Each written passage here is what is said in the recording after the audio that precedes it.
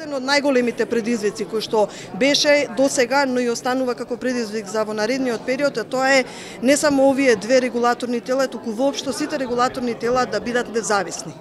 Она што во суштина е предизвик е како тие да бидат независни од сите политичко, партиски и економски центри на моќ. Тоа е еден од главните предизвици со кои што се соочуваат и мислам дека она што во суштина го покажува како потврда ова што го велам е и нашето последно истражување на јавното мислење, каде што граѓаните АВМУ и АЕК не ги перцепираат, поголемиот дел не ги перцепираат како независни тела, туку сметаат дека, да речеме, нивните раководни лица се избрани исклучиво заради блискоста со определена партија. Се направивме и анкетно истражување во рамките на овој завршен извештај.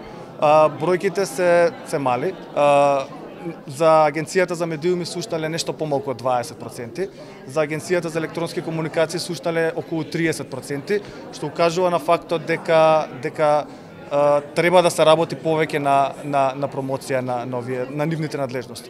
Дури и тие што слушнале за нив, многу често не ги знаат нивните надлежности, или пак се случува голем дел од нив и да ги мешаат надлежностите помеѓу тие две агенции. И туку и затоа идејата ние на овој завршен извештај пробаме некако дел барем од тие надлежности да ги приближиме до граѓаните.